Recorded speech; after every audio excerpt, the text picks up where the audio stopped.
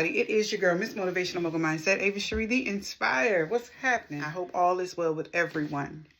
I've been, resetting and fasting and working out hard, enjoying that aspect of everything. I have been doing more clinical things since I've been off the internet on my hiatus, on my sabbatical. And so in the meanwhile, I've had a little bit more time to do one-on-one coaching, consulting with organizations. And a thing that has come up over and over again is postpartum. And so a lot of my play daughters, I was born in the 70s and I grew up in the 80s, 90s, whatever. So we had you was my play child, that was my play mama, that was my play brother, whatever. That's what we called it back home. But anywho, so a lot of my little play daughters up here, a lot of my mentees, a lot of my play sons and nephews and everything, extended village. We've been talking about postpartum, and I had a young guy ask me how to better serve and assist his partner going through postpartum. And I also had a millennial group ask me discuss with me how they've gone through postpartum. And I'm going to say this, and I felt compelled to do a video for future reference for anybody that is finding themselves in that dilemma. To answer the question from the young man, when we have children, we lose a version of ourselves that we need the people that say they love us to help us find. So everyone around us who loves us has to remind us of how great we are, how good we are, and initiate things in our lives. Guys, we need you guys to initiate working out more. When we are in my phase of life, that's what I want, somebody to initiate it. I may have thought about it, I might be working out, but I just want somebody to come along to initiate it with me, to spark something. You know what I'm saying? So don't leave yourself out of the equation with the postpartum. Do foot massages together to one another. Go get pedicures together. Go get manicures together. Go get massages together. Both you guys agree to what's in the budget so you can know the frequency of what you guys are going to do together. Spark something. You know what I'm saying? So you younger people that's asking me, the millennials, how to help your mate who just had a kid or how to help your partners, do it together. If you know that snapback culture is her thing, which one of the young people were, a social media influencer who I was talking to, then don't just let her rush out the door to surgery. Help her, transition her to the gym, holistic healing, holistic wellness, holistic coaching, and you go. Kickboxing, it's a good thing. Boxing, oh my God, there's so many things I love to do like that. Hiking, so many things, man. Don't let her venture off into the quick fix, because the quick fix won't fix the postpartum depression side. It's only going to shield it. It's only going to put a Band-Aid over the internal conflict, because you're never going to get enough of what you can do and what you can tweak. And if you can afford plastic surgery, BBLs and all that, then you're going to keep tweaking and pushing and plugging and plumping, and you're going to be looking like this before it's over with. And that's something that's going to be depressing in itself. Then you're going to have to pay to go back to where you was. Then you're going to realize the old version wasn't so bad. Now you got to deal with the depression from the embarrassment of why you even did it in the first place. So if you're the partner, if you're the child's father, if you're a baby mom, if you're a sister or brother, if you auntie or uncle, whoever to these people that are in postpartum, a friend, a best friend, a sister friend, a brother friend, whatever friend you are, encourage and ignite and provoke and be diligent in getting them back holistically. One thing at a time. Massage for both of you, because your efforts shouldn't be overlooked in vain. For both of you, foot soaks, do each other. It's so intimate. Woo, when somebody rub your hand. Woo, child. I almost lost my mind. When somebody rub your hand, like somebody could take parts of your fingers and get rid of migraines. When you got that going on and you do them scrubs and you do them face massage and them temples and the neck area and the back and the shoulders, Get your life. Get your life.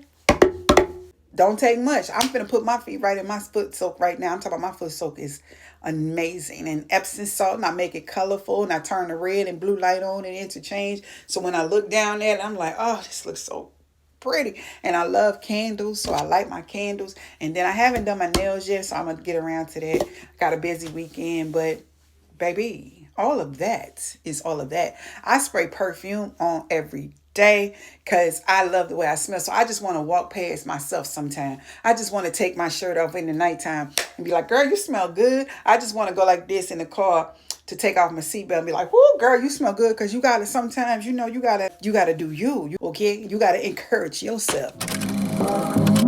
Get ready for story time. I never acknowledged or even knew of postpartum. So I was pregnant. I had one son in 89. I had him at 17. I had my daughter in 1990. I had my other two sons I had by 1993. And so 89 and 90s, it wasn't mentioned and talked about. So I had to Google it for context and then do my due diligence and some research articles to figure out why wasn't it mentioned? Why wasn't it studied? Why wasn't it acknowledged? Because it existed. And we didn't get a postpartum, post-release hospital check off the boxes and things like that. If you're feeling this, if you're feeling that. We did stay in the hospital 3 to 5 days, a lot longer than what you guys are because of technology, of course, I would have presumed. But I don't remember a counselor, a therapist, a school counselor, a post OBGYN appointment. I don't remember any of those things asking me if I felt suicidal, severely depressed, if I was having trouble sleeping, sorting out my thoughts, or fatigued, overly crying. I didn't have not one conversation with not any of the 4 childbirths that I had. And so when I started to hear about it, I started to talk about it more. I started to ask questions. And I said, wow, my peers who are in their 50s or late 40s who had never heard about it when they had childbirth, we were like, we didn't even know. We didn't even get that extension at our jobs for time off because of childbirth and staying home and postpartum. We didn't even have those considerations. And I'm thankful that you guys do. And maybe that's why a lot of us servants, a lot of us in the helping fields and advocacy fields and the clinician fields, that's why we advocate so heavy and hard, because we've gone through the rawness of our emotions, the rawness and the real deal of things that we've gone through and experienced in that time that you guys will never have to experience because of technology, because of social medias giving you a short reel on how to get through some things, because of social media support groups and networks. We had none of that. And if there were groups in the communities, it was not something that you just stumble across. It was actually something that someone may have told you, but a lot of times they didn't want to tell anyone about a support group because they were embarrassed that they had to go to one. And I know my mom, I thought this was the baby boomer era that they were so embarrassed about stuff. But no, even I keep forgetting if I'm Gen X, child. What is it? Gen X, I think. Let me see. Hold on. So I just had to Google it again because I don't really use that term. I pay more attention to millennials because that's who gravitates to me, who's under my wing, who God has assigned me to. And I love them so much, and they love me. They love me down. So, and looking at it and listening intensely to the feedback of these young women and these young partners of these women who are trying to help them cope, who are asking for help to learn different techniques and active listening skills and how to be more compassionate and kind, I started to look at what I missed and what luxuries I did not have, having that support. I didn't know having stir steps of kids would deplete my body in nutrients because no one said that. I went to every prenatal visit. I had every prenatal vitamin. I did everything post correctly because I was so scared of doing it wrong because I was a teen mom. No one told me because I had stair steps and I didn't let my body rejuvenate the natural nutrients that I gave out through that placenta, the umbilical cord, everything that the baby took out of me each time having stair steps. If I'd have had postpartum conversations It could have possibly circumvented the chronic neurological disability with the migraines and the fluid in my brain and the fibro, the stress. And I'm saying how to manage stress. That's a big part of postpartum depression and everything else, how to manage being a new mommy. So a lot of things that you guys can negate from. But let me talk about something that I can talk to you guys about now. What about postpartum later in life? I found myself getting slightly saddened. We're not going to use the depressed word over here. Slightly saddened after through the ages 40, 45. And then again, of course, my life has drastically taken a turn in my 50s. I found myself not knowing how to disassociate with being a mother of four. All of my life, practically my teen life, my memories, and my life was centered around the five of us, four children and myself. And so when you get up in age and you get married or you don't get married or you complete all your goals, you finish college, you do your job, the ideal job of your dreams, something happens or something doesn't happen. And you find yourself the empty nest part, or I'm no longer these little kids' mom. They no longer need me that way. Then you find yourself postpartum again. Who are you outside of what you used to be? That's where I'm at. Who am I to Avis now? Because Avis is accountable to Avis now. That has been the most depressing for me. Feeling isolated away from what you had to become most of your life. So I'm 53. So it's over half of my age, I've been a mother. So imagine no longer feeling like you need to be that version of that mother anymore. And then you have to become the woman that you didn't allow yourself to be because you had children too early. So now you was a mother, then a woman. Now you're a woman just focusing on this lady, her likes, her dislikes, her boundaries, how she's going to care for her, how she's going to treat her, how she's going to mandate how others treat her, how she's not going to worry about how somebody views her, their opinions so heavily, being accepted. Because as a teenage mom now, we are worried and concerned about what people say about us because of the stereotype and the prejudices that come with being a single mom. Don't get it twisted. Don't act like you don't. Now I don't know, you Gen Zs and you millennials, y'all might not give a F. Some of y'all generation is just, we was reckless. I just see it more often and hear it because I have social media. But we said it too. We didn't care what people saw. We walked down the street with our little pages and our big dookie cell phones, like, I don't care what nobody say. I got my babies and I don't need no money. And you ain't come pick up your kid and you ain't do what you say. Yeah, we was all, the phones was probably twice this size, child. So I'm not going to say we didn't do it, but we was personable. We was one-on-one combat. You know what I mean? We was in each other's faces. And so that's how we got through. You would meet somebody that you could trust. And that was your postpartum blues person or tribe. So when I was asked how did I navigate it, I remembered I had cars.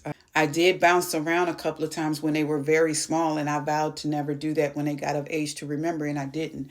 I think for me, the biggest thing was identifying with the few people that you can rock with and trust. And mind you, this is a time where it's heavily gang affiliated and you are involved in the streets because you in the streets or whatever. And I'm not talking about what you think. I'm talking about you in the streets because you didn't have no choice. And so you became the streets.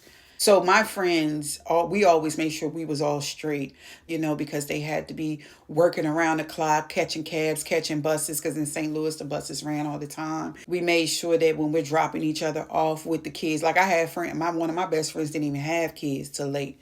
And she was rocking with me and my kids in the back seat, three of them, before I had my last one or the first two. And my girl have them and I'm at school, I'm at work, or I needed a break. So that was how I navigated postpartum, that something I didn't even know I had. One instance I can say that my son was in the hospital for a few months when he was born from a rash, a rare rash. He had broken out and was allergic to the fibers in Pampers diapers. And so is his children to this day. And so I used to fall asleep. He would cry all the time. And I used to fall asleep in the corner of my girl's house, somebody who's let me stay there, in the corner trying to rock him to sleep. And so I didn't have time to realize that the crying I was doing once he went to sleep, and sleeping, standing up and on the floor, and sleeping in my car because he liked to get in the car and drive on the highway at night. My girl would get off her late night shift and the other one would be going in the late night shift, and they would swap out and pick me up and take him and drive up and down the highway. That was the time I went to sleep. See, all of that I didn't have time to or understand postpartum, or even recognize that parts of that was going through that too. When you have a sick child, it's a child that need more attention than your other ones, or when you have, when you're sick, or when you have a sick spouse or partner, or when you're single and you gotta do it alone. Because I was single. Yeah, you could be in a relationship, baby, but if your relationship ain't marriage, y'all ain't in the same house as husband and wife, you a single parent.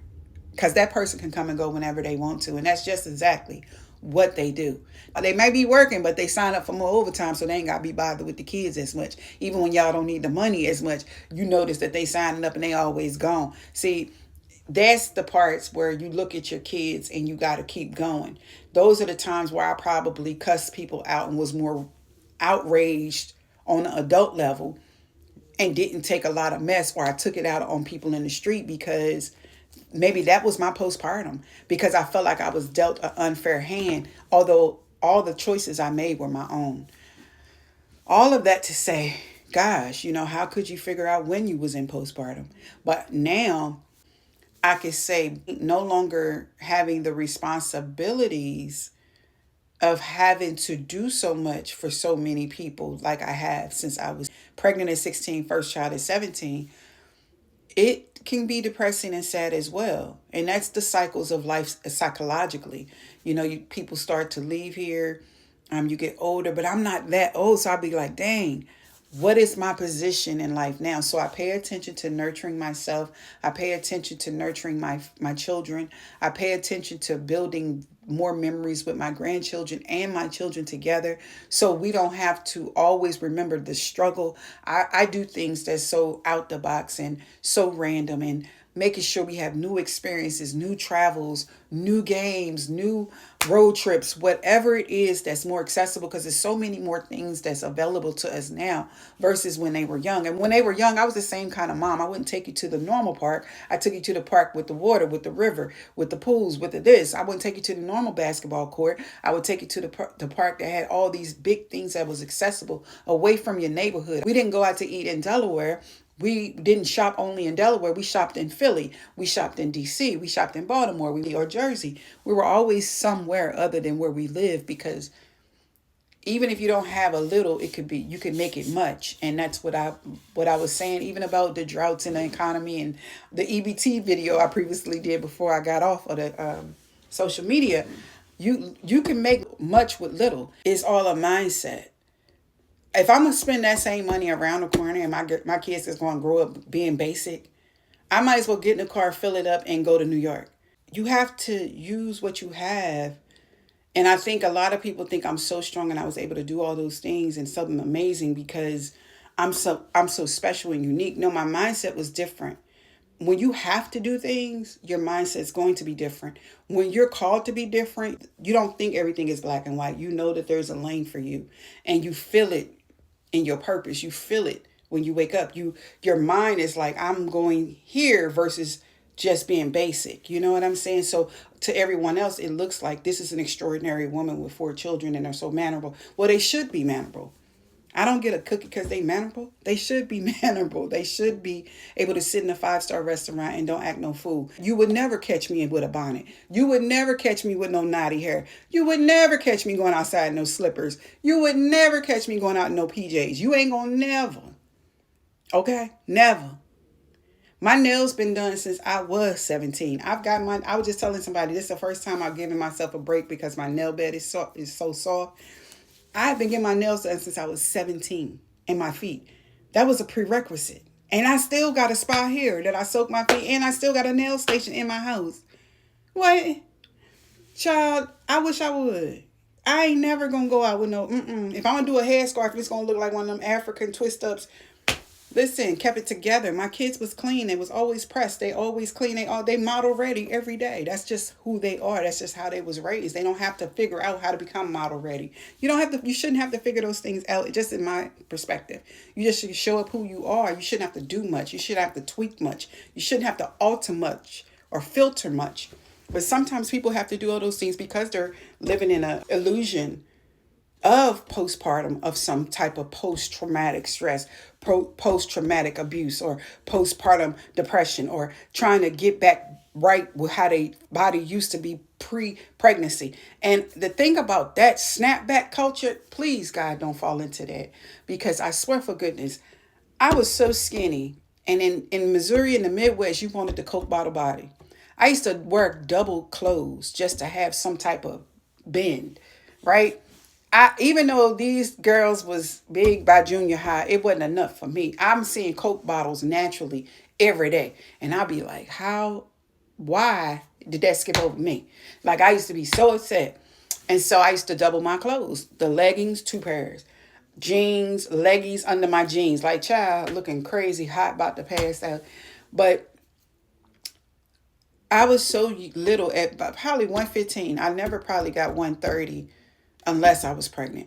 When I was last pregnant and I was in Delaware, I was about 23, and I came in pregnant. I came in pregnant and left out the hospital 128, and they were like, "Who just had a baby?" And I stayed skinny up until I was 40 years old, probably 42. And then, of course, I got married at 40. So you put on that married weight, baby. I ain't know about that married weight, but I ain't want that married weight. But I was cooking more. I enjoy cooking. And you know how that married weight go. So you got to get it off you too. You gotta get it off you. You got to maintain. So that, yeah, you don't worry about snapback. Be good to your body. Be good to you. I know it's different, and I can come and speak to that because we didn't have social media. But even with what I've gone through as a seasoned Gen X, if I got pregnant today, that wouldn't be my priority. It's always health, holistically. Avis, how are you feeling when you look at your dark circles, when you look at your eyes and your puffiness? Are you nurturing and massaging and taking care of your face? Are you using your resources that you have, your home spa, to maintain yourself? Are you letting yourself go? If you are in a bed and you're sick, or you're depressed, or you sad, or you're low on energy, have you taken your vitamins? Yeah. Have you given yourself enough time without the TV? Have you put on your mask at night? Have you drank enough water? Have you monitored your screen time? Have you listened to some music? Have you danced? When was the last time you exercised? As I start to do that more and more now, I don't have a lot of idle time.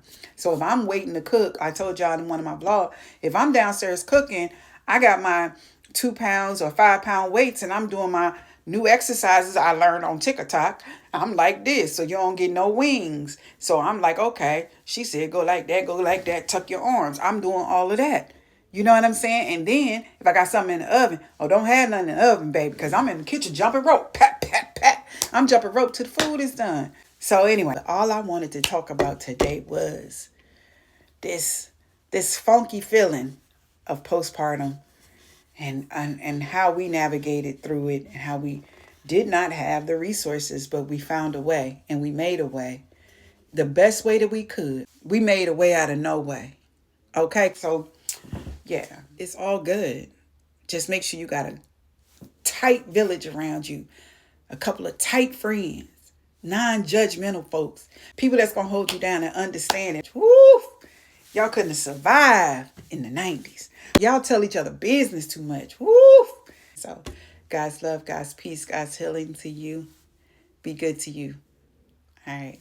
Until next time, this your girl, AvisCherie.